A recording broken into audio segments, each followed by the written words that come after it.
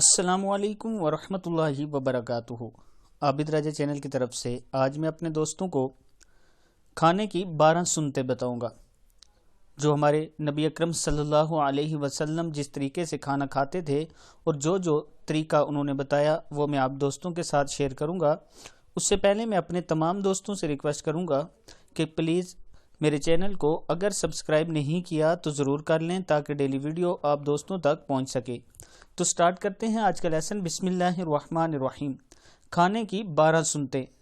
ثواب بھی ملے گا اگر سنت کے مطابق کھانا کھائیں گے، برکت بھی ہوگی اور صحت بھی آپ کو ملے گی اللہ کی طرف سے اگر سنت کے مطابق کھانا کھائیں گے۔ تو سٹارٹ کرتے ہیں بسم اللہ الرحمن الرحیم۔ رسول اللہ صلی اللہ علیہ وسلم نے فرمایا، جب تم میں سے کوئی کھانا کھانے لگے تو بسم اللہ پڑھ لے۔ اگر شروع میں بسم اللہ پڑھنی یاد نہ رہے تو کھانے کے دوران جب بھی یاد آئے تو یہ پڑھ لے، بسم اللہ اولہ و آخرہ۔ اب میں وہ سنتے آپ کو بتاتا ہوں۔ پہلے نمبر پہ ہے کھانا بیٹھ کر کھانا چاہیے۔ حضرت انس رضی اللہ تعالیٰ عنہ سے روایت ہے کہ نبی اکرم صلی اللہ علیہ وسلم نے کھڑے ہو کر پانی پینے سے منع فرمایا۔ قتادہ نے کہا، ہم نے پوچھا اور کھڑے ہو کر کھانا؟ تو حضرت انس رضی اللہ تعالیٰ عنہ نے کہا، یہ زیادہ برا اور گندا طریقہ ہے۔ نمبر 2، بسم اللہ پڑھ کر کھانا شروع کیا جائے۔ نمبر 3، کھانا دائیں ہاتھ سے کھایا جائے۔ نمبر 4، کھانا برتن کے درمیان سے نہ کھایا جائے۔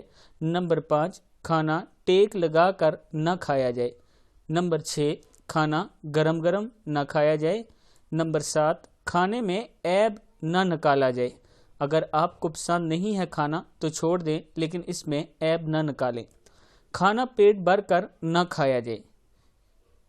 نمبر 9، کھانا ملا کر کھایا جائے، کھانا مل کر کھایا جائے، یعنی 2-4 بندے مل کر کھانا کھائیں گے تو اس میں برکت ہے۔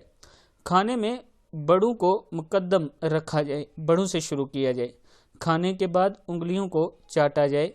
رسول اللہ صلی اللہ علیہ وسلم نے فرمایا، جب تم میں سے کوئی کھانا کھائے تو اس وقت تک اپنے ہاتھ رومال سے نہ پونجے جب تک کہ اسے چاٹ نہ لے یا چٹوا نہ لے۔ کھانے کے بعد ہاتھوں کو دھوئیں۔ رسول اللہ صلی اللہ علیہ وسلم نے فرمایا، جو شخص اس حالت میں رات گزارے کہ اس کے ہاتھوں میں چکنائی کی بو ہو اور اسے کوئی چیز تکلیف پہنچائے تو وہ خود کو ہی ملامت کرے۔ رسول اللہ صلی اللہ علیہ وسلم نے فرمایا، جو شخص دوسروں کی نیک عمل کی دعوت دیتا ہے، جو شخص دوسروں کو نیک عمل کی دعوت دیتا ہے تو اس کی دعوت سے جتنے لوگ ان نیک باتوں پر عمل کرتے ہیں ان سب کے برابر اس دعوت دینے والے کو بھی ثواب ملتا ہے اور عمل کرنے والے کے ثواب میں سے کوئی کمی نہیں کی جاتی۔ ابو داؤد کی حدیث ہے۔ تو میں اپنے دوستوں سے گزارش کروں گا کہ آپ دوست ان 12 سنتوں پر خود بھی عمل کریں اور اس میسج کو آگے اپنے دوستوں تک ضرور پہنچائیں۔